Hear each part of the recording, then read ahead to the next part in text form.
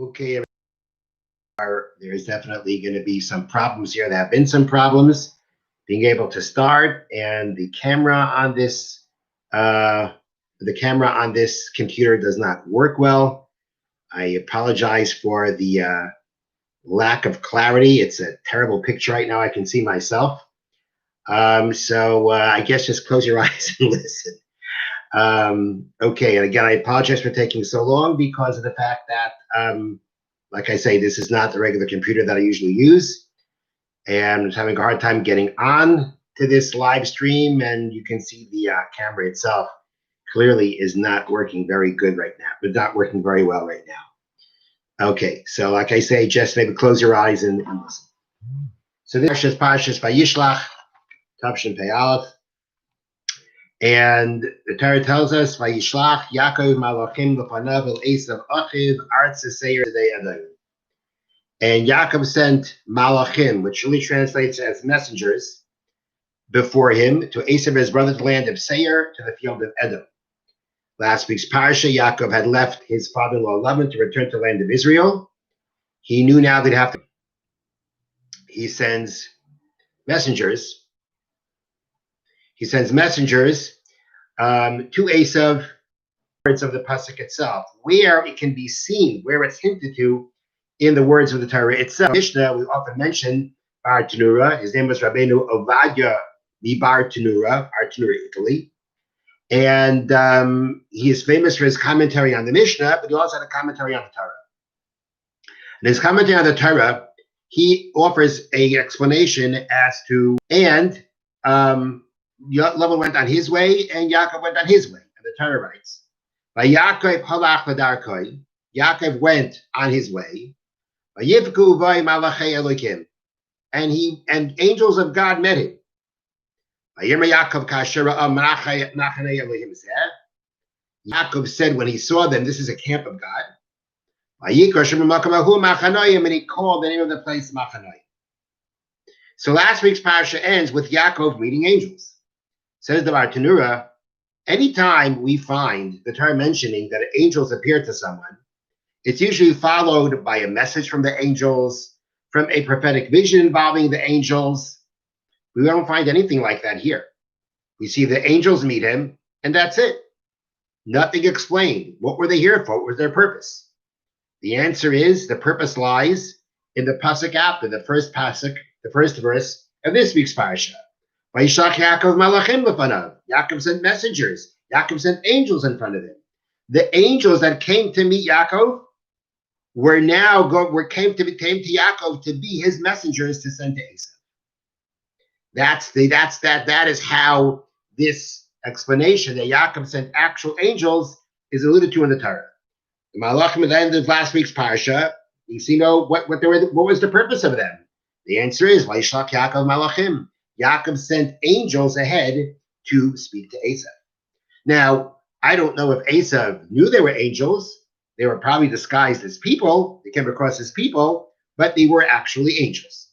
Now, the question is, what was the reason for Yaakov to send angels? Why couldn't he send regular messengers?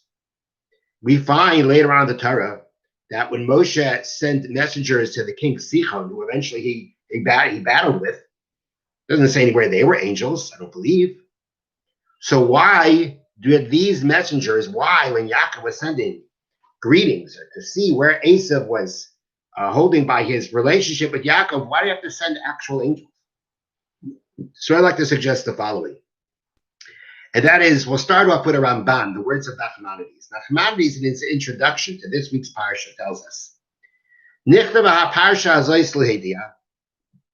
this portion of the Torah of Yaakov's encounter with Esav is written in the Torah,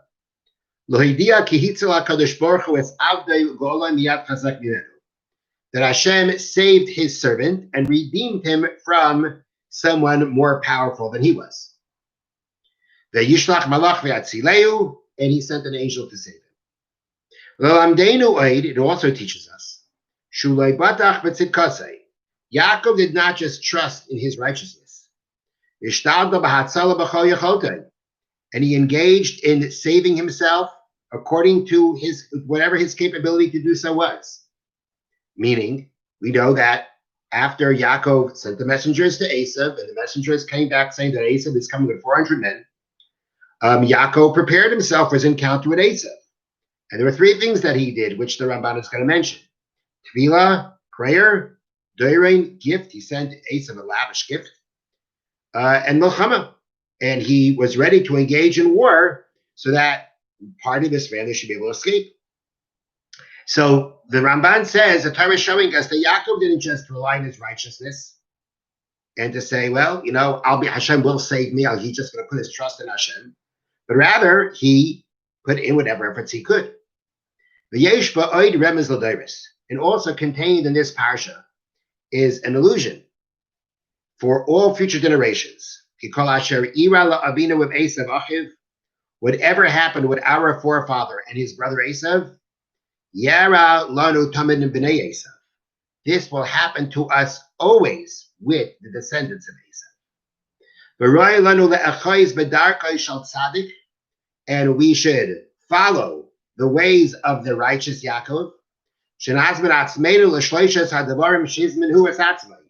that we prepare ourselves as he prepared himself. The tefillah, prayer, u'ledorein, gift, and to engage in war to save ourselves. So according to this third point that the Ramban makes, this episode of Yaakov and Esav, Yaakov and Esav, is following a theme that the Ramban writes at the beginning of the book of Bereshis, Masa Abay Siman Labanim, which means what happened to the forefathers is a sign for the future of their children. Yaakov's encounter with Esav is a sign, is a portent for the future of the Jewish people. That whatever Yaakov Avinu encountered with Esav, his descendants will always encounter with the descendants of Esav. Now, it's worthwhile clarifying that descendants of Esav in this context doesn't mean the actual descendants of Esav. The descendants of Esav that we knew were the ancient Romans, and they destroyed the second Beis Hamikdash. And it's the gullus of the Romans that we are still in right now. And even though the ancient Romans are gone, and we're dealing with a lot of different people, we're dealing with descendants of Yishmael, much more than descendants of Esav. But being that this exile is the exile of Esav, it always carries, so to speak, the flavor of Esav. It always carries the spirit of Esav. And therefore, anyone that we encounter is called a descendant of Esav. The ancient Romans were actual descendants of Esav. But we, as time goes on, and there are no more ancient Romans, but we always call this exile the exile of Edom, and anybody we deal with is carrying the spirit of Esav. And therefore, says the Ramban, the same way that Yaakov dealt with Esav with three modes of preparation, we too should follow suit. So following this theme of the Ramban, that what's happening here is meant to be a sign for the future, so I could suggest the following. And that is Yaakov sending Esav angels. His initial encounter with him was meant to be a sign or a lesson for us in the future. And that is when we have to encounter Esav. True, we may have to actually wage war, as Yaakov is ready to do. But our real power lies not in our physical might, but in the angels that God saves to protect us. Our power lies in what Hashem's mercy and protection comes for us. By initially engaging Esav with angels, the message was our power against Esav is going to be angels. It's going to be Hashem's messengers. It's going to be Hashem who is going to be the one that's going to save us. And therefore, the first thing that Yaakov did was tefillah. The first thing he did was prayer. That's number one. Number 2 and 3 are the physical efforts, the gift, the appeasement, the preparation for war if necessary. But the initial power is not our power. It's the angels that Hashem saves to protect us.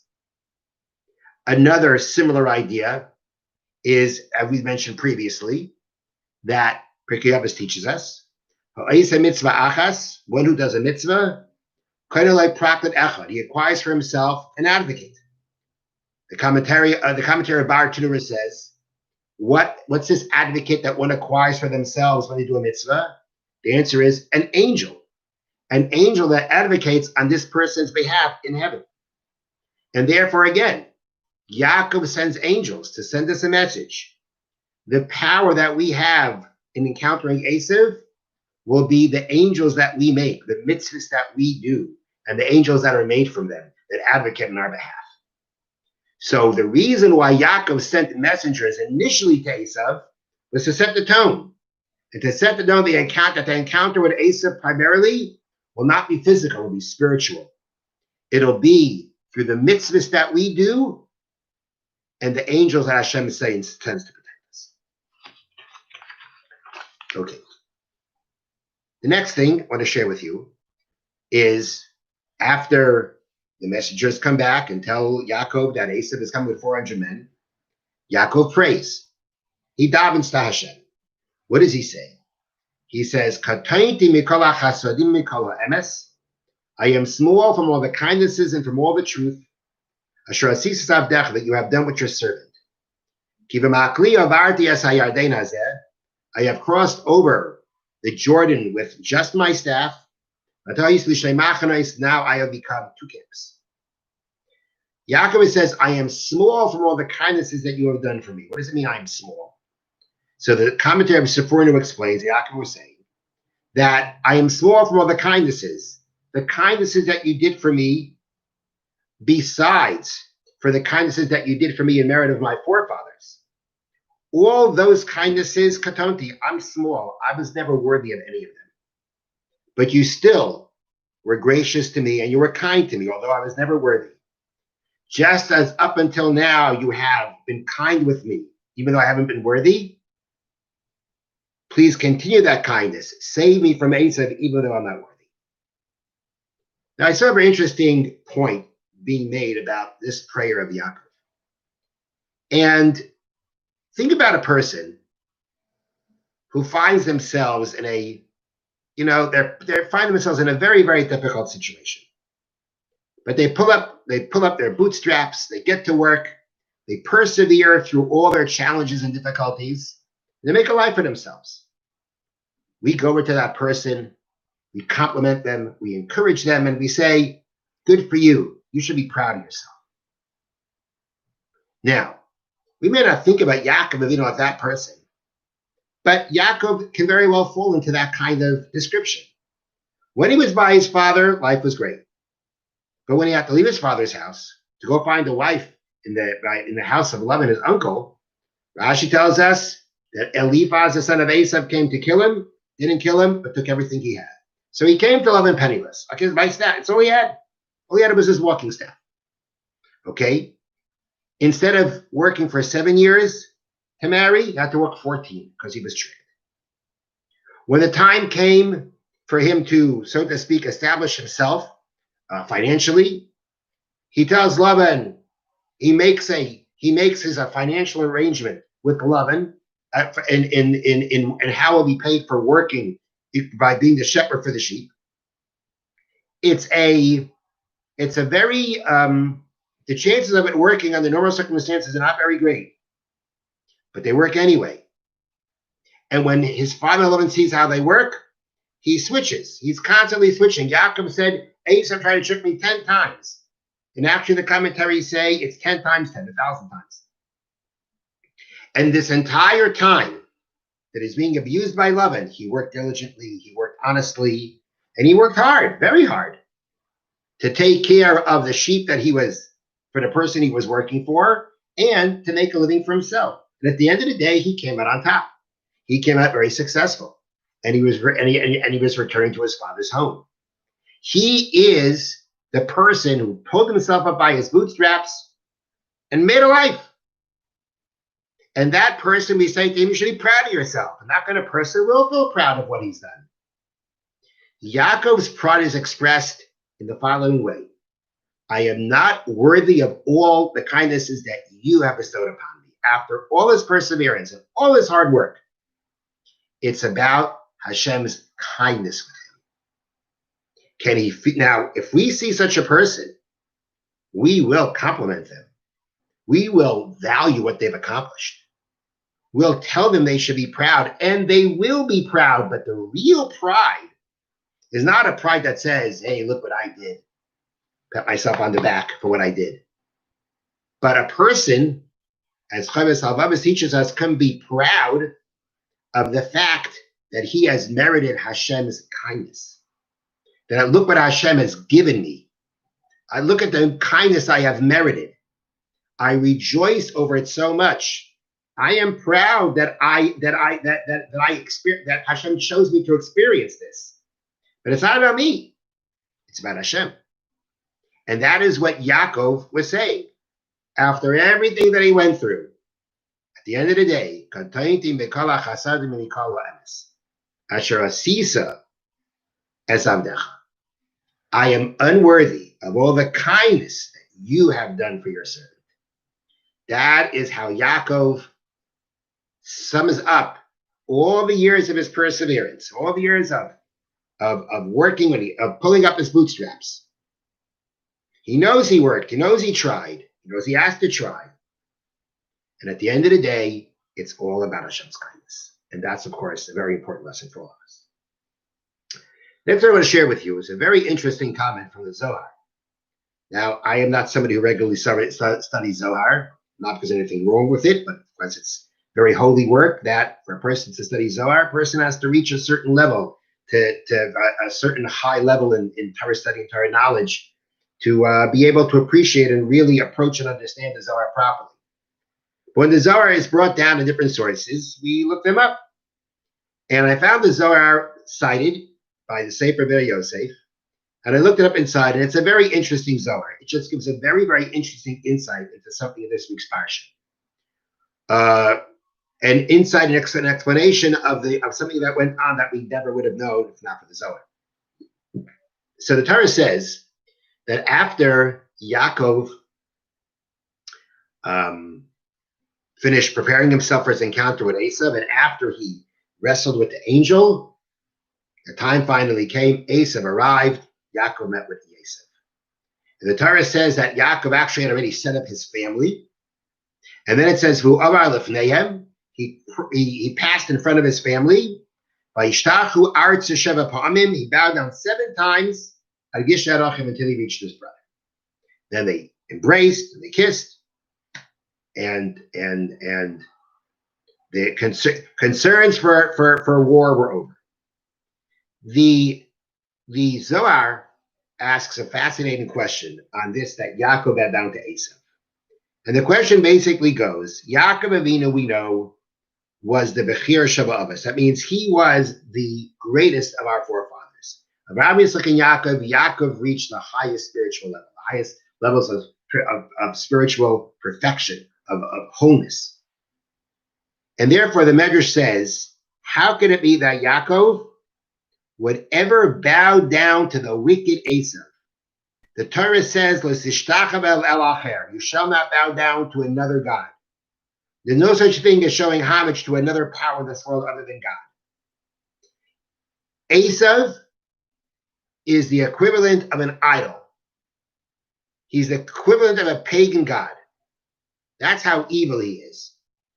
He is the equivalent of the greatest source of spiritual impurity that there is, like idol worship, like pagan worship, like saying there's another god besides Hashem, Chas v'shalom. That is how evil Esav is. If the Torah says you cannot bow to a foreign god, to something that people consider a god, which is not a god, then Yaakov can't bow down to Esav because Esav represents that. So Yaakov can't bow down to Esav. How can he do that? The same way you can't bow down to an idol, says the Zohar, how can he bow down to Esav? Esav represents the same evil as an idol. How can he bow down? Says the Zohar, maybe he'll say, well, Yaakov needed to show Esav honor. So although he didn't deserve the honor, but you still have to give honor in order to do what you have to do. Yaakov had to save himself here. Says the Zohar, no chance that Yaakov would ever bow down to an idol. And Esav is the equivalent of an idol. So even if Esav deserved, right now Yaakov has to respect Esav. You can't bow down to an idol. Yaakov would never bow down to Esav. Can't be. Makes no sense. Says the Zohar something very fascinating. The Zohar says that the explanation here is the following, and it cites other examples of this. But the Torah here says, "V'hu avar lifneihem," he passed before them. The simple interpretation of he is Yaakov. The Torah says Yaakov set up his family, then he passed before them, he passed before his family, and he went to bow down to Esav. Says the Zohar, the who and he passed before them is referring to Hashem. The Shechina passed before them. Yaakov saw the Shechina in front of him. And when Yaakov saw the Shechina in front of him, he understood. He has to bow down to the Shechina. Which means, says the Zohar, Yaakov never meant to bow down to Esav. Yaakov was bowing down to the Shechina that he saw in front of him. And each 7 times that he bowed down was because he saw the Shechina appearing here and then moving to the next spot, moving to the next spot. He understood each time the Shechina appeared in a spot, he was meant to bow down there.